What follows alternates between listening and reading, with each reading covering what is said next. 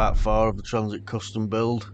This van we bought from COPART, and if you've seen the previous 3 videos you'll know about how it was bought, sold as same, parts missing, put back together and then modified slightly just to make it look a bit better. The project went really well. We got the van on the road, everything working, and then one day in, this happened. What a nightmare. Last thing you need on a Wednesday morning. Absolutely the last thing I needed. Well, that lasted long.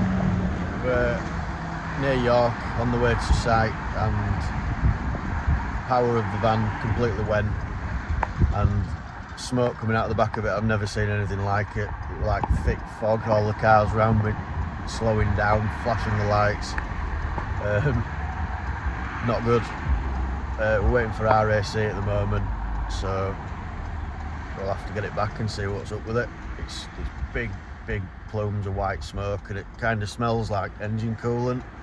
So previously the turbo sounded like it was whining a little bit, so I thought maybe that might be the cause, but given the amount of smoke and commotion it's made, I really don't know. Could be head gasket, could be a dead engine. We'll just have to see. Hopefully I'll be picked up soon. Well, that was quick. 5-10 minutes after reporting that I'd broken down, I got a message off RAC saying that there's a guy coming, Matthew. He's just rung me, he's 10 minutes away, so good service. Looks like I'm not going to be here that long after all. There they are, the flatbed. Might actually get home now.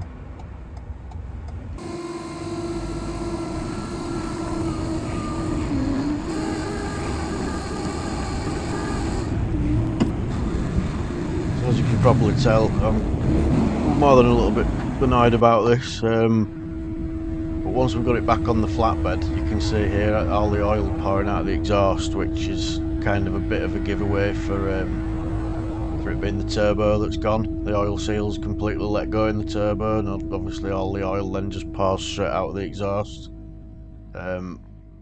So off it goes. We'll see what we can find. Well, we've got it back. It's pouring oil out of the bottom of the exhaust, so it's more than likely a turbo, but let me show you the smoke.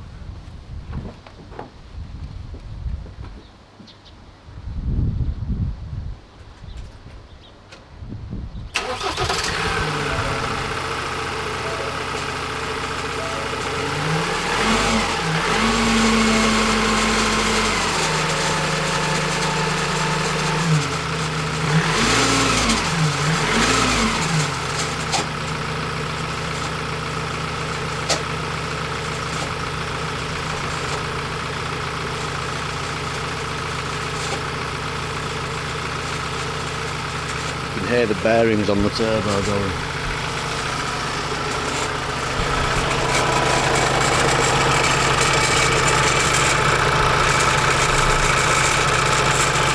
Listen to that.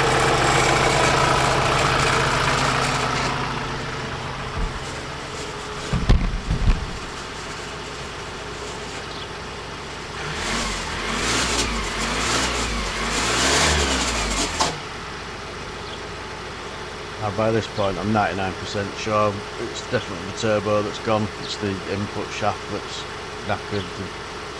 The oil seals must have got in the turbo, and just that's it. Catastrophic failure. So that's why I'm not too bothered about the engine running, because I can kind of hopefully tell what the noises were. On these vans, the turbo's located here. It's behind the airbox, so it's not an easy thing to get to be honest. You have to do it from above, really.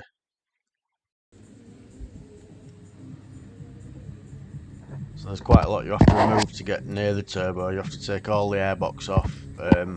There's kind of, obviously the boost pipes have to come off, things like that. There's like a rubber cover over the rocker cover on these engines that has vacuum pipes and things like that all embedded in them, so you have to get through them.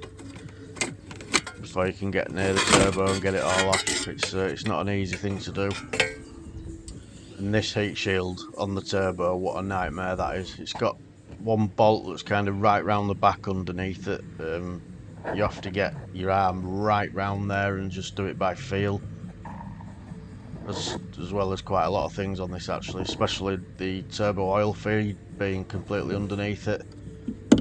Obviously I've tried to do this with the DPF, the cat and everything still on the van, which you'll learn soon were a complete waste of time and actually a bit of a mistake. But I got the turbo off anyway, and you can see there the problem. On the exhaust side, it's just completely gone. The impeller or the compressor, it's just totally falling apart inside the turbo. So next step, down to Ford, get a new turbo. I'm not going to put an aftermarket turbo on it. I'd just much rather go for a Ford genuine OEM part. And to be honest, it wasn't too expensive. I think it was £710, including VAT. So after a couple of hours of putting it back together, it was started up straight away. It went together quite easy, to be honest, compared to how difficult it was to take apart. Putting it back together was quite simple. Obviously, once you know where all the bolts are, but it was flagging a few faults and smoke still piling out the exhaust. So we went down to the garage to get it up on the ramps and have a proper look underneath it, see if we could spot anything. It turns out everyone I spoke to said the only real way to do this is to take the DPF off and clean it all. You shouldn't really drive them once you've done the turbo like that. It's just everything inside, all the oil just gets clogged up and things like that. So it's gonna have to come off again.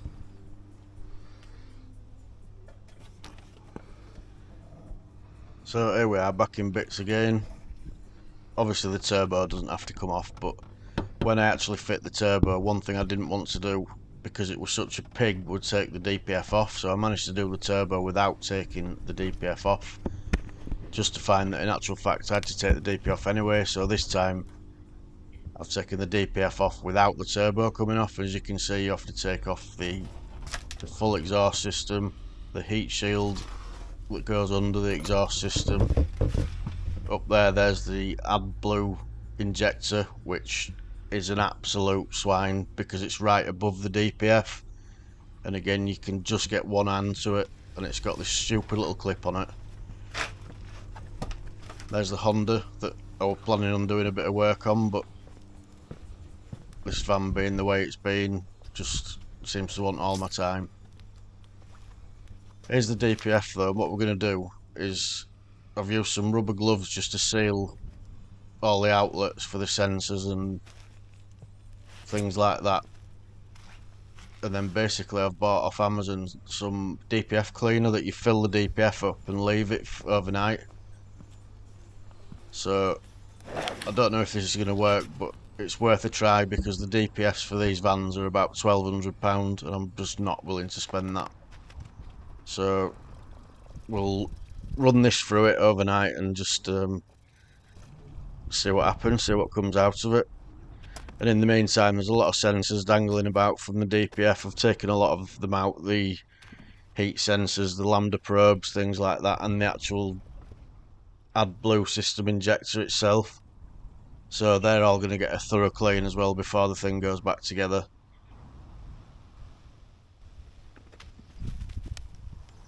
Now annoyingly through the night, this cleaner must be a little bit more potent than what I realised, because it actually ate through one of the gloves and completely failed.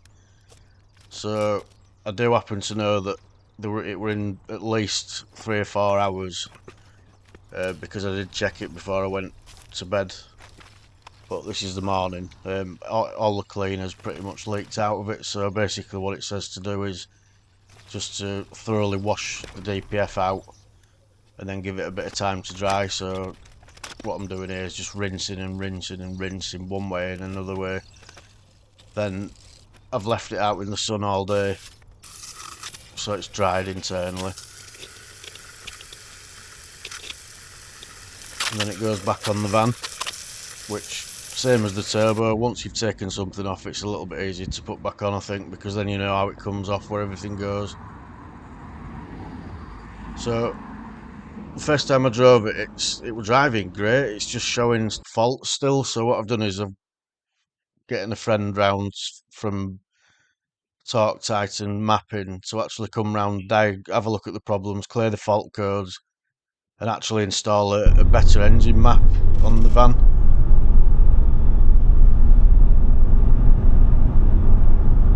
Well, this is the first drive in the van since it's been mapped, and as you can see on the dash, there's no fault codes whatsoever, which is great news. It was flagging up all kinds of engine management issues and AdBlue warnings and all sorts, but now it's back together and it's been mapped, it seems to be fine. I've been driving it now for a good 5-10 minutes, and I know it's still warming up, but it's actually quite a bit quicker.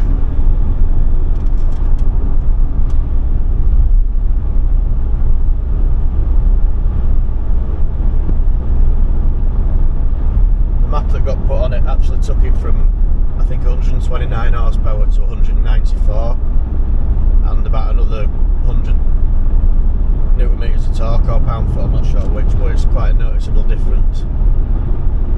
It's a strange map though, because when you're driving it doesn't really feel any different until you get to the very last little bit of throttle on the pedal, and then it really wakes up. It's bizarre. It's a hell of a lot quicker than it was.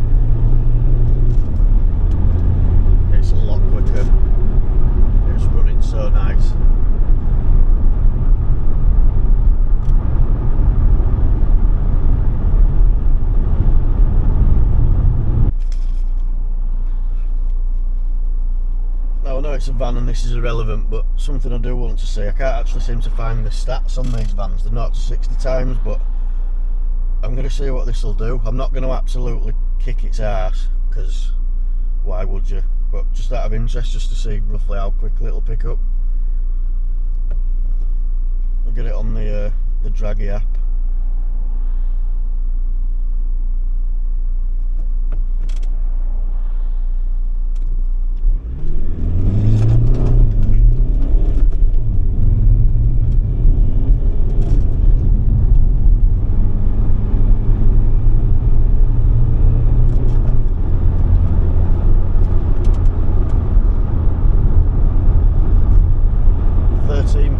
Seconds.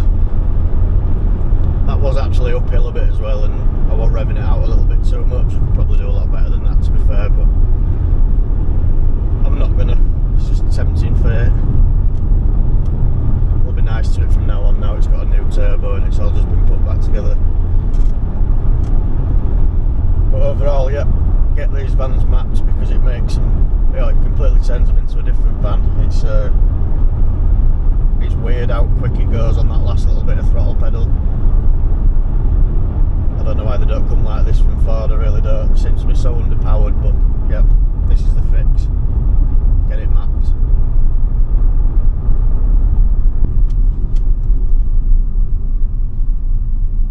We're going to have one more quick go.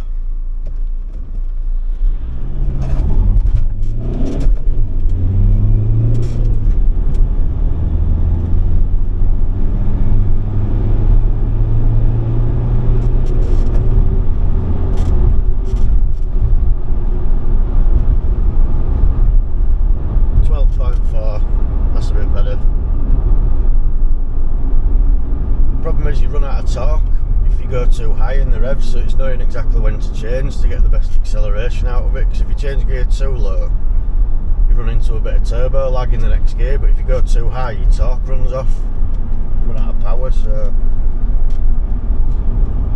I'm not doing it again though, that'll do. thanks for watching these videos. Hopefully it's been useful to a few people. A little bit of information there that might help some people in the future. With a bit of luck you won't see this van again. I can concentrate on the other vehicles, so if you do want to see any of the other vehicles, give us a like and a subscribe, and I'll keep making some videos on the other cars. Some of them are going to be quite interesting, to be honest, so hope to see you soon. Thanks for watching.